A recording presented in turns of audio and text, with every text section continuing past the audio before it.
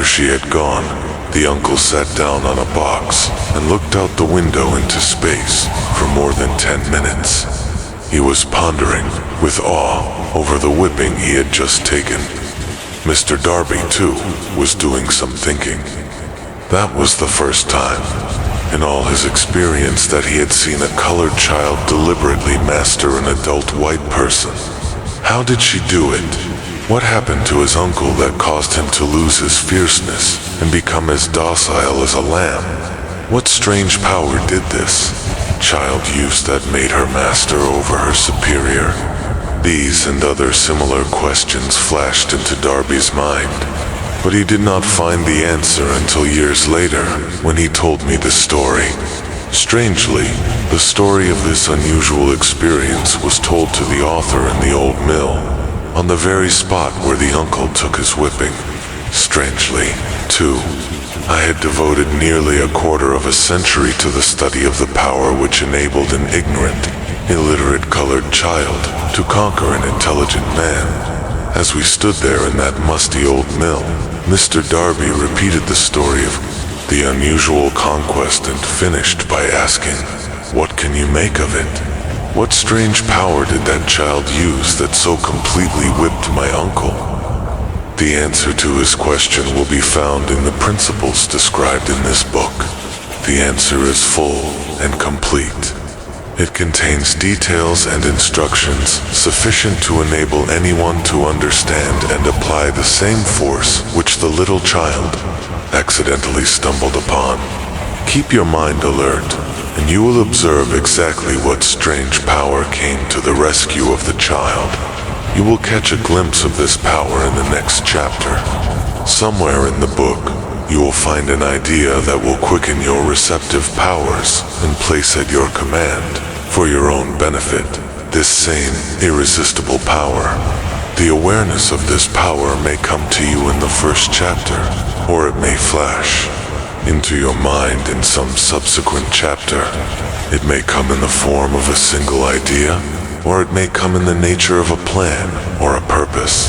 Again, it may cause you to go back into your past experiences of failure or defeat and bring to the surface some lesson by which you can regain all that you lost through defeat.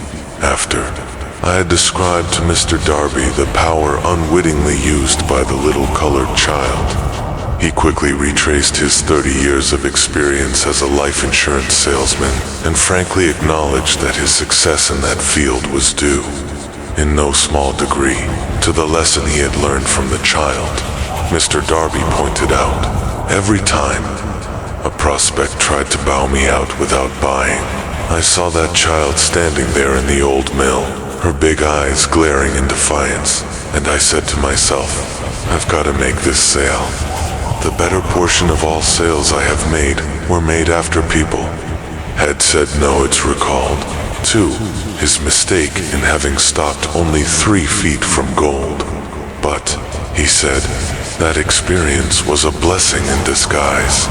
It taught me to keep on keeping on, no matter how hard the going may be. A lesson I needed to learn before I could succeed in anything. I want you to know, also, that the relationship between these 2 men and myself is such that I could have taken no liberties with the facts, even if I had wished to do so. One of them has been my closest personal friend for almost 25 years. The other is my own son. The unusual success of these 2 men, success which they generously accredit to the principle described in the next chapter, more than justifies this personal reference as a means of emphasizing the far-flung power of this principle. Almost 15 years ago, I delivered the commencement address at Salem College, Salem, West Virginia. I emphasized the principle described in the next chapter with so much intensity that one of the members of the graduating class definitely appropriated it and made it a part of his own philosophy. The young man is now a member of Congress and an important factor in the present administration. Just before this book went to the publisher, he wrote me a letter in which he so clearly stated his opinion of the principle outlined. In the next chapter that I have chosen to publish his letter as an introduction to that chapter, it gives you an idea of the rewards to come. My dear Napoleon, my service as a member of Congress having given me an insight into the problems of men and women, I am writing to offer a suggestion which may become helpful to thousands of worthy people. With apologies, I must state that the suggestion, if acted upon, will mean several years of labor and responsibility for you. But I am enheartened to make the suggestion because I know your great love for rendering useful service. In 1922, you delivered the commencement address at Salem College when I was a member of the graduating class. In that address, you planted in my mind an idea which has been responsible for the opportunity I now have to serve the people of my state and will be responsible in a very large measure for whatever success I may have in the future. The suggestion I have in mind is that you put into a book the sum and substance of the address you delivered at Salem College, and in that way give the people of America an opportunity to profit by your many years of experience and association with the men who, by their greatness, have made America the richest nation on earth. I recall, as though it were yesterday, the marvelous description you gave of the method by which Henry Ford, with but little schooling, without a dollar, with no influential friends, rose to great heights. I made up my mind then, even before you had finished your speech, that I would make a place for myself, no matter how many difficulties I had to surmount. Thousands of young people will finish their schooling this year and within the next few years. Every one of them will be seeking just such a message of practical encouragement as the one I received from you. They will want to know where to turn, what to do, to get started in life. You can tell them because you have helped to solve the problems of so many, many people. If there is any possible way that you can afford to render so great a service, may I offer this suggestion that you include with every book one of your personal analysis charts, in order that the purchaser of the book may have the benefit of a complete self-inventory, indicating, as you indicated to me years ago, exactly what is standing in the way of success.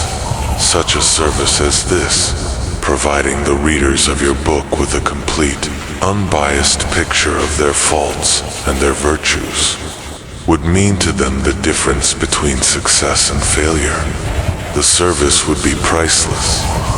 Millions of people are now facing the problem of staging a comeback because of the depression, and I speak from personal experience when I say, I know these earnest people would welcome the opportunity to tell you their problems and to receive your suggestions for the solution. You know the problems of those who face the necessity of beginning all over again. There are thousands of people in America today who would like to know how they can convert ideas into money. People who must start at scratch, without finances, and recoup their losses. If anyone can help them, you can, if you publish the book. I would like to own the first copy that comes from the press, personally autographed by you. With best wishes, believe me, cordially yours, Jennings Randolph.